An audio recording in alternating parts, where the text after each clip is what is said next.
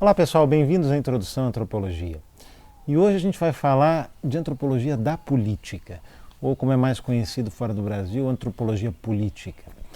A preocupação em lançar um olhar antropológico sobre a maneira como grupos e sociedades pensam a distribuição do poder dentro delas e a organização dessa dimensão da vida que a gente costuma chamar de política, é uma preocupação antiga na antropologia, não é novidade.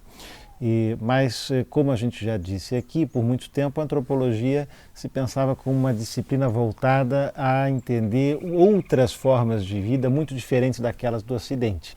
Então, essa primeira preocupação com a dimensão política da vida social na antropologia aparece nos estudos de sociedades tribais, de sociedades sem um Estado, né, moderno, como uma forma de entender como é que esses povos organizavam sua vida política, a dimensão de distribuição de poder, de comando. E aí você tem clássicos estudos na antropologia britânica nos anos 20 e 30 e até 40 sobre a distribuição e organização política em sociedades africanas, por exemplo. E aí o interessante é que se pensava, esses autores pensavam, estou falando aqui de gente como Radcliffe Brown, Evans Pritchard, que em sociedades em que não há uma vida política organizada em torno de um Estado nacional, a principal forma de vinculação de pessoas e grupos para estabelecer regras entre elas e formas de obediência e de comando se dava pelas relações de parentesco. Então, os primeiros estudos mais clássicos de antropologia política estão preocupados em entender sistemas de parentesco nessas sociedades, como é que se formam linhagens, como é que as linhagens se relacionam entre si, como que elas se relacionam a partir de determinadas regras, de determinadas instituições, e é isso que daria a estrutura da vida política de um povo. A partir dos anos 50 isso começa a mudar. E quando a antropologia passa a olhar para nós mesmos como objeto da antropologia também, os povos, os ditos modernos, né, as sociedades complexas e tal, passa a se olhar também com um olhar antropológico para isso que a gente pensa uma dimensão tão particular, tão específica da nossa vida social, que é a política. Bom, e que na verdade não é tão particular ou tão específica assim. Eu já comentei com vocês numa aula anterior. A vida social integra essas dimensões todas, de política, de economia, de religião, elas não são esferas absolutamente separadas. Mas a gente tende a pensar que existe um fenômeno que a gente poderia chamar de vida política, pela qual se organiza formalmente na nossa sociedade a distribuição de poder interna à sociedade e a formação de um comando para organização da vida coletiva. E é sobre essa representação, basicamente, que a antropologia lança um olhar nas sociedades modernas. Como é que a gente vive essa dimensão da política? E aí, o olhar antropológico, a gente já sabe disso, é aquele olhar que busca dar um passo atrás. A gente não vai dizer como deve ser, mas como efetivamente é, como as pessoas representam a política na sua vida. E isso é perfeitamente possível de ser feito entre nós. E os textos sobre os quais a gente vai conversar essa semana fazem um pouco disso, dão esse olhar estranhado, tentando desnaturalizar aquilo que nos é familiar, dos diferentes cenários, diferentes arenas, diferentes representações sobre a vida política na nossa própria sociedade. Bom, e claro que a antropologia não é, na nossa sociedade, a única forma de representar ou pensar sobre a vida política, né? Há, inclusive, na arte, representações bastante atentas, acuradas sobre as curiosidades e as particularidades da maneira como a gente vive a política. Então, para introduzir isso, vamos ouvir um poema do grande poeta e contador de causos paraibano, Gessié Quirino, Comício em Beco Estreito.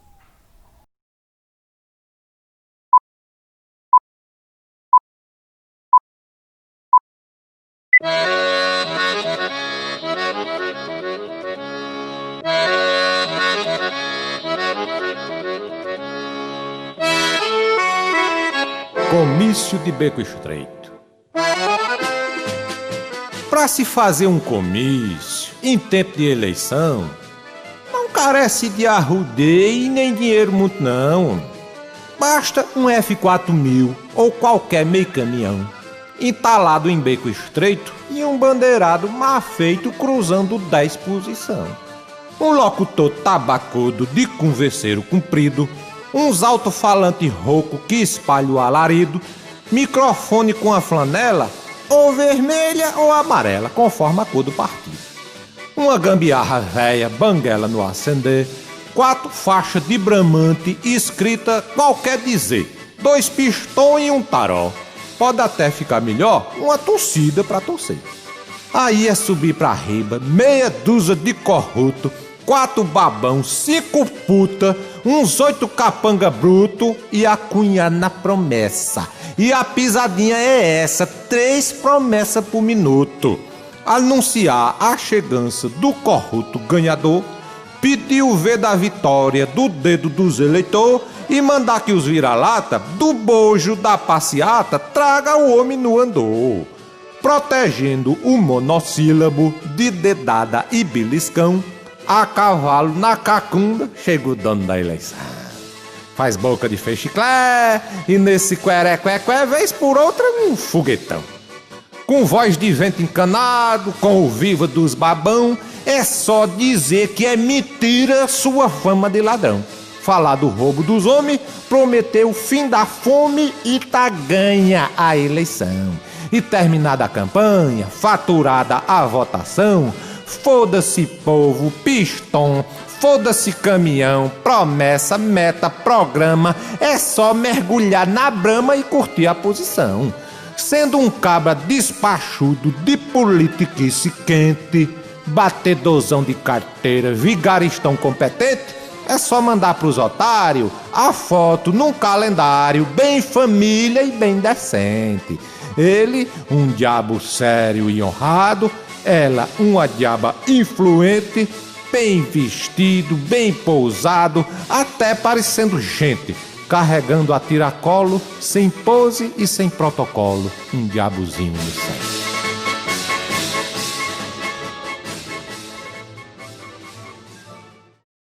Comício em Beco Estreito. Eu gosto desse poema porque ele traz uma descrição quase etnográfica, né, de um evento que acontece numa das fases mais expressivas da nossa vida política, que é a campanha eleitoral, ou que são as eleições, que inclusive são chamadas em muitos lugares de o tempo da política. É quando a política, na nossa política contemporânea, se expressa mais, vem mais à tona e ganha a agenda das comunidades locais, ganha a agenda nacional. É no tempo da eleição, é no tempo da política, né? E é não por acaso que muitos das pesquisas de antropologia da política no Brasil se dedicaram a esse período em que a política está sendo tematizada, está sendo vivida e está tomando conta, ainda mais em cidades pequenas, toma conta de tudo. Tudo vira ou se relaciona à disputa eleitoral, né? E o GCE aí faz um retrato, uma descrição um pouco estranhada, né? Tentando olhar de longe, prestar atenção em detalhes que normalmente passam batidos, a gente nem repara, o flanelinha no microfone, o bandeirado, a importância do apoio, do cara chegar nos braços do povo e tal. São esses pequenos detalhes que numa etnografia você vai ter que, né, anotar, observar, descrever, estranhar. Mas claro que o GCE está ali preocupado em fazer uma bela poesia e pronto, né? Com alguma crítica social e tal. O olhar antropológico quer ir além disso, né? Quer tentar entender um pouco mais a fundo o que está envolvido nesse evento tão especial, seja ali do comício, seja de uma dimensão específica da campanha eleitoral. E aí pensar isso como um evento especial, na antropologia tem um nome, é pensar isso como um ritual. Quando a gente fala em ritual, normalmente a gente pensa numa coisa religiosa, né? Uma dimensão, uma coisa muito diferente do nosso dia a dia. Aquilo é um ritual, uma missa, um casamento. Mas os rituais, para a antropologia, podem ser muito mais do que essas coisas ligadas a uma cosmologia religiosa. O ritual é um evento coletivo, que se repete, que possui regras, que tem alguma estrutura, que se repete seguindo aquela estrutura, e as pessoas que participam dele sabem até inconscientemente como se comportar ali, e principalmente os rituais servem para comunicar algo, né? São esses eventos estruturados que produzem uma transformação de uma determinada realidade ou que comunicam algo. A gente tem, enfim, rituais o tempo inteiro no nosso dia a dia. Uma formatura é um ritual que faz a transformação do sujeito. Mesmo que você não receba o diploma na formatura ou na colação de grau, formalmente, pelo ritual, você deixou de ser um estudante, passa a ser um bacharel, passa a ser um licenciado, né? É o ritual que transforma aquele status do sujeito em outra coisa, né? E a campanha eleitoral é cheia de rituais. E o primeiro texto que a gente tem para conversar é justamente sobre uma dimensão ritual da campanha, que são os rituais de comensabilidade. Quando o político em campanha vai comer junto com o eleitor. Bom, comer é um ritual também, né? Pode servir e é usado em muitos rituais como uma forma de sociabilidade, como uma forma de afirmação de vínculos, de elos entre as pessoas. A comida se presta a muita coisa para além do que simplesmente alimentar ou encher a barriga, né? Comida, especialmente na sociedade como a brasileira, o compartilhar a comida tem um significado muito especial, né? De você estar na intimidade do sujeito, de você estar se sentindo naquele momento como um igual, especialmente quando você compartilha, não é? O mesmo prato, a mesma comida. E a Karina Kushner, fazendo pesquisa justamente sobre as campanhas eleitorais municipais no Rio de Janeiro, isso lá atrás, nos anos 90, quando as campanhas eram outra coisa, né? Nota que esse compartilhar a comida é um momento muito especial e importante nas campanhas eleitorais. Agora, para que exatamente? O que esse ritual, e é vivido de maneira ritualizada, produz, né? E ela vai tomar o cuidado, a partir da teoria de rituais, de mostrar que, mais do que simplesmente produzir votos, né? Você não vai para esses rituais para conseguir angariar novos votos ou novos eleitores. Esse ritual do político ir comer junto com as pessoas tem uma função talvez até mais importante, que tem a ver com a construção da identidade do político como alguém digno de receber o mandato. E para ser digno de receber o mandato, ele precisa ser capaz de se mostrar, nesse momento, como um igual. E essa igualação é um efeito importante, comunicado e produzido por esses rituais do comer junto. A vida do político, a identidade do político no momento da campanha eleitoral, ela está numa espécie de suspensão, né? Para a teoria ritual, a gente diz é uma fase liminar, né? O sujeito já não é mais, não está mais no exercício do mandato, ele está querendo se reeleger, ou então ele vai entrar agora para a política, mas também ele não é um cidadão comum como o eleitor, né? Ele está num momento que a identidade dele está numa posição de liminaridade, nem lá nem cá. Não é nem um mandatário e nem uma pessoa qualquer do povo. E por isso é um momento delicado, é um momento em que um passo em falso pode complicar a maneira como as pessoas entendem a posição desse sujeito, a maneira como ele é visto e como ele, enfim, tem ou não, ou deixa de ter legitimidade para ser eleito, né? Então é um momento em que é preciso cuidar muito bem desses rituais de legitimação da identidade do político. Quer dizer, é preciso renovar vínculos, né, entre o político e o eleitor. E aí, quando a gente fala em político e política aqui, isso é outra característica desse olhar antropológico, a gente está usando categorias nativas. Não é a política como uma esfera abstrata da vida social, como pode ser, ou analítica, como pode ser para a ciência política, a política. Não. É o que as pessoas ali estão chamando de política e de político. São categorias nativas usadas pelas pessoas para determinar aquele tempo, o tempo da política, no caso de uma campanha eleitoral, ou então aquele tipo de pessoa que é o político, né? Não é uma categoria conceitual da antropologia, é uma categoria nativa que a gente vai entender como ela é acionada em determinados contextos, nesse caso, nesses rituais de renovação de vínculos. E vocês já viram aqui, nós já falamos que uma forma importante da gente estabelecer vínculos é por meio da dádiva, é por meio da oferta. E a oferta de alimentos, a oferta da comida funciona.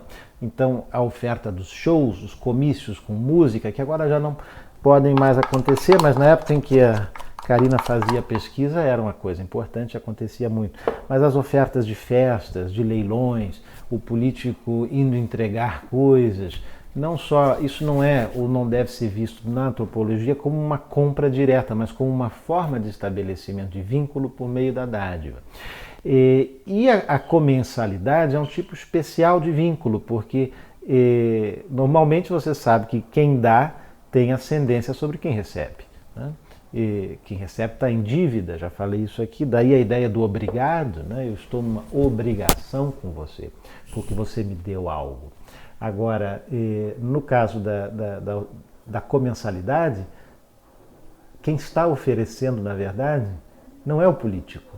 O que é essa comensalidade? É o cara ter que ir numa campanha, num bairro em que ele tem alguma base de apoio, ou pouca, ou muito, na casa de alguns cabos eleitorais ou eleitores, onde ele vai receber um bolo, receber um café e comer junto na mesa. Quer dizer, quem está recebendo é ele, candidato. E ali os eleitores, portanto, estão reforçando nesse ritual a mensagem de que agora, no tempo da política, no tempo da eleição, são eles eleitores que têm poder. São eles eleitores que podem aferir ou não a identidade de um político digno de exercer mandato para aquele que está ali pedindo essa identidade. Nessa situação, é o candidato, na verdade, que é a visita, né? Quando o candidato vai fazer as visitas aos seus eleitores-chave, ele é quem vira o devedor dessa história. E isso cria uma inversão na hierarquia de dádivas e contradádivas comum ao longo do tempo do mandato de um político, né? Na eleição, essa hierarquia se inverte, o político passa a ser aquele que vai pedir. Depois, no tempo do mandato, aí sim o cidadão vai lá bater a porta do vereador ou do prefeito para pedir. Mas na campanha é o candidato que está pedindo, é ele que está numa posição desconfortável, né, ou desprivilegiada nessa rede de trocas. E aí esses rituais de comensalidade são momentos delicados em que o sujeito tem que ir lá e comer o que lhe é oferecido e beber o que lhe é oferecido para encenar uma igualdade. É a encenação de uma igualdade liminar. Nessa hora aqui não tem doutor, não tem eu, pobre eleitor, nós somos todos iguais e eu, inclusive, estou lhe oferecendo isso, o senhor, por favor, aceite. Né? É uma forma de encenar uma igualdade para reforçar um vínculo e construir a identidade do político como digno do mandato. Como dirá a Cristine Chaves em eleições em Buritis, como uma boa pessoa.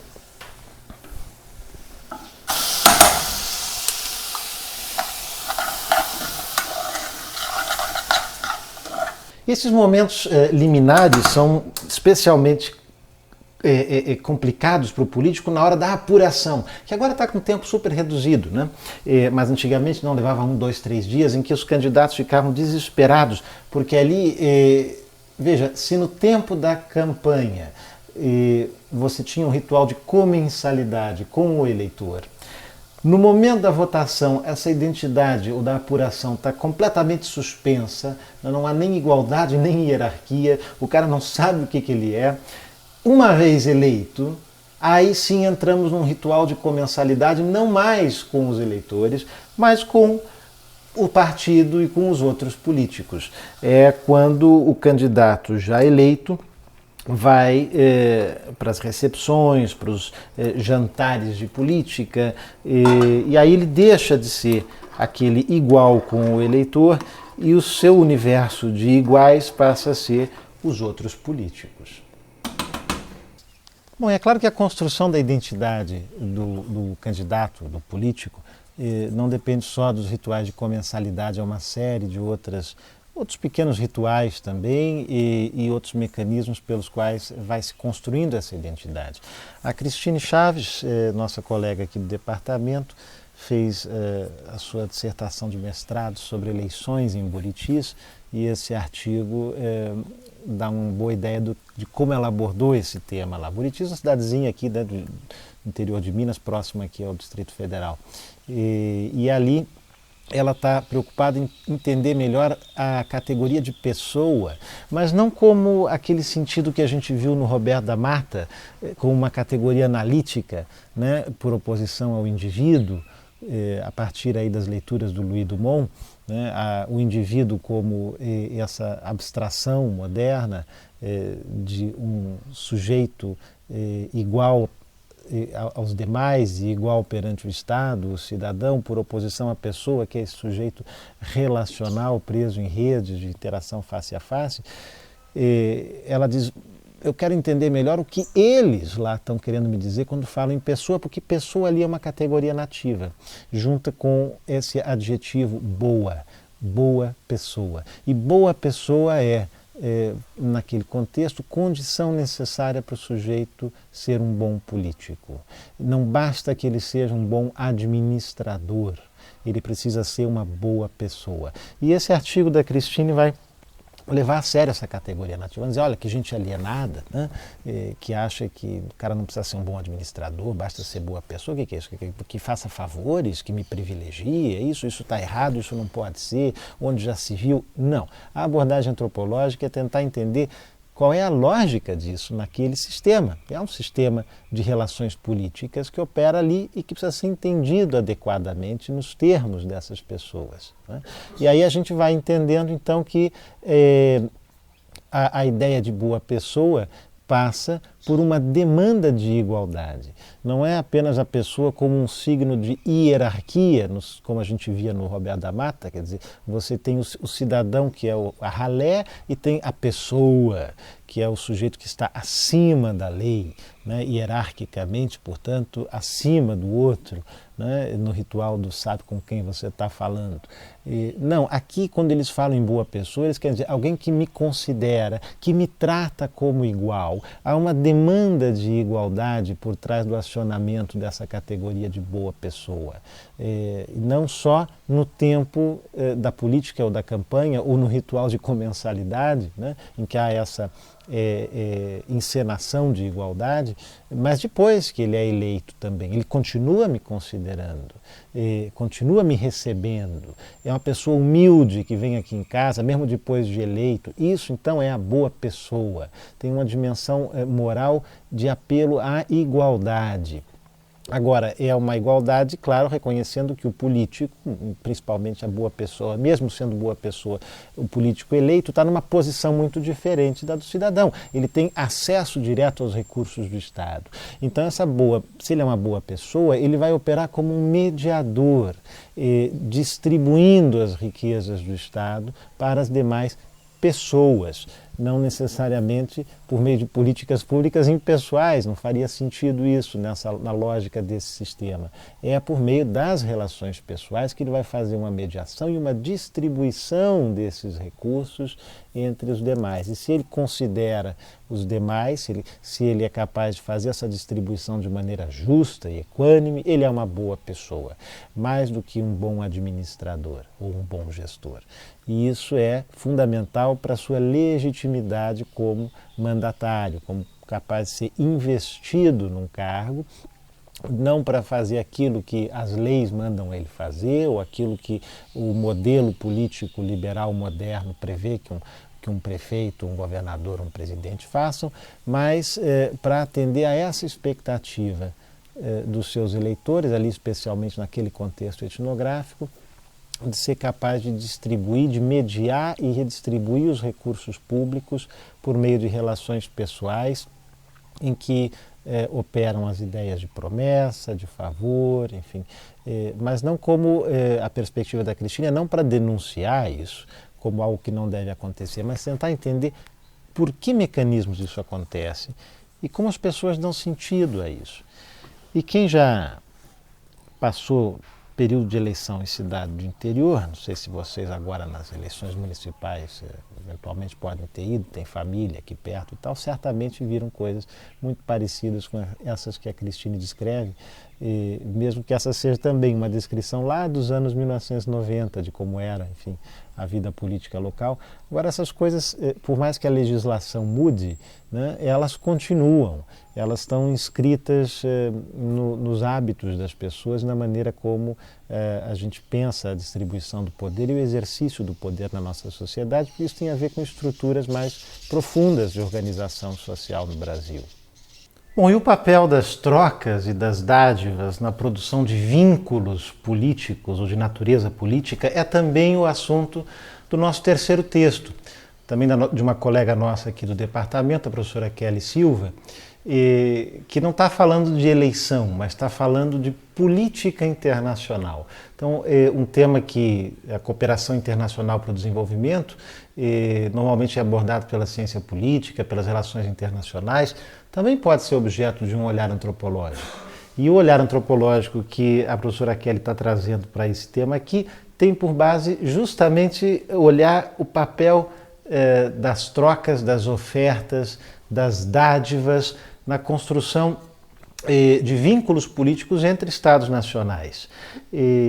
E mais do que isso, na maneira como cada um desses estados quer ser visto ou construir a sua identidade em relação aos outros.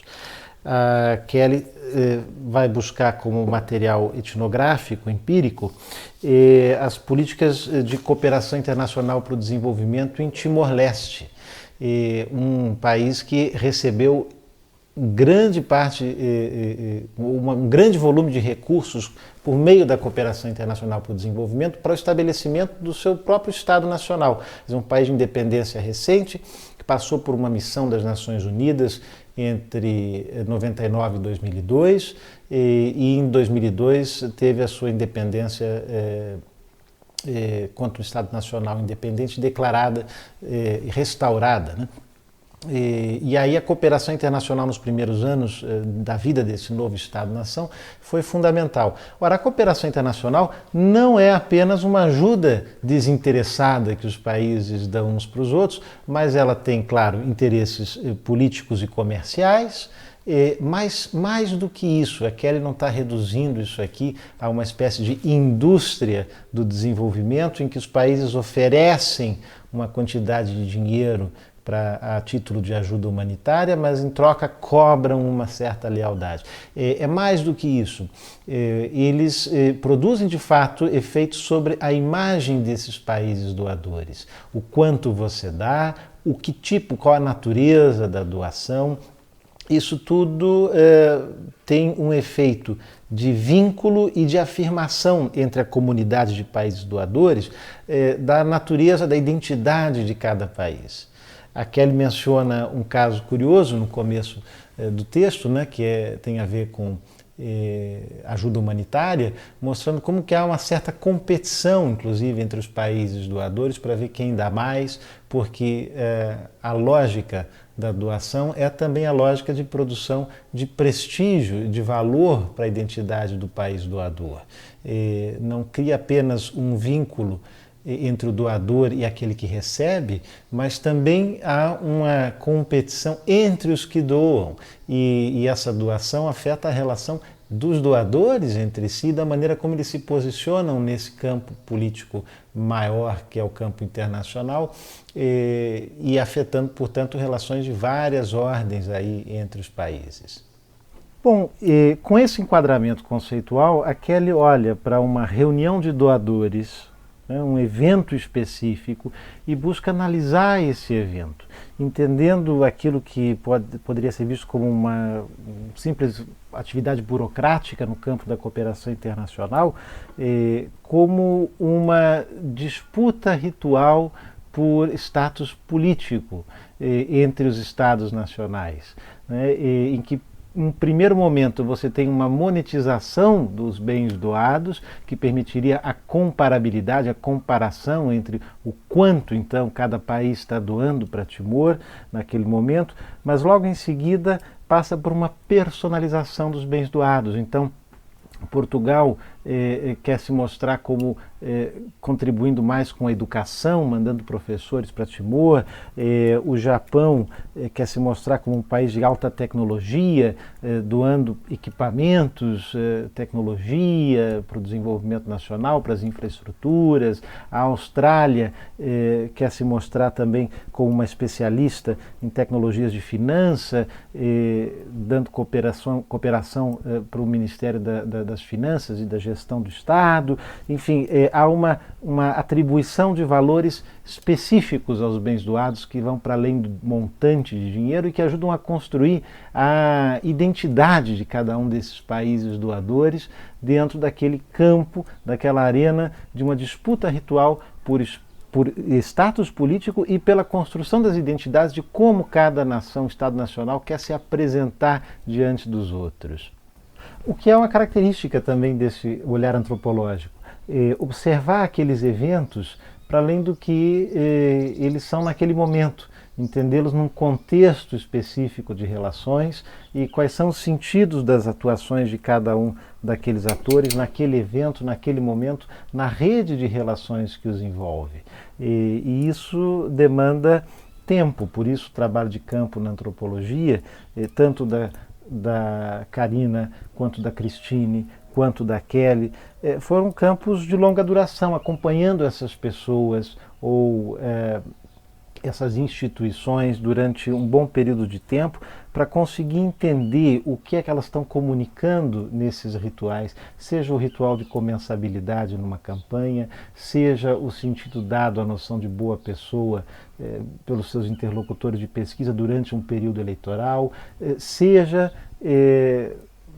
numa reunião burocrática entre representantes de estados nacionais, num contexto de cooperação internacional para o desenvolvimento. É preciso conhecer a fundo esse universo de interlocutores, saber o que está em jogo nas suas interações e qual é o sentido que aquilo ganha naqueles contextos.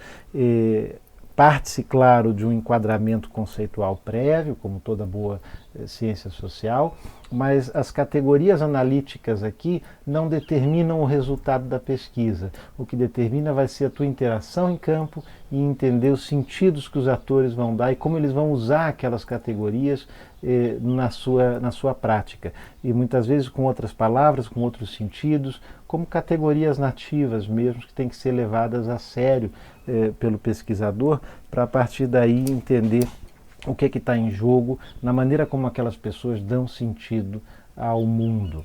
E aquelas pessoas podem não ser apenas pessoas, podem estar, como o texto da Kelly, representando estados nacionais que interagem também entre si nessas arenas específicas, nesses eventos muito concretos que são a base do trabalho de campo na antropologia. Bom, gente, acho que nós estamos chegando ao final dessa jornada compartilhada aqui de introdução à antropologia. Por favor, sintam-se acolhidos em volta dessa mesa e vamos pensar que ao longo desse semestre a gente fez muitas refeições juntos e o alimento aqui foram os textos e as nossas conversas em torno deles. Então, para essa última aula, pensem nos 3 textos que vocês têm pela frente como o nosso banquete. E não se furtem, não se neguem a receber essa oferta. Vamos comê-los juntos na quarta-feira, conversando um pouco sobre esses 3 textos e sobre a perspectiva antropológica da política, ou sobre a política, assim como a gente tem feito com os outros temas. Eu espero que esse tenha sido um semestre proveitoso para vocês e saboroso também. E convido vocês a continuarem compartilhando das refeições que a antropologia nos oferece por meio do seu olhar sobre o mundo. Juntem-se a nós, por favor, sirvam-se, se cuidem e a gente se encontra na quarta-feira. Um grande abraço.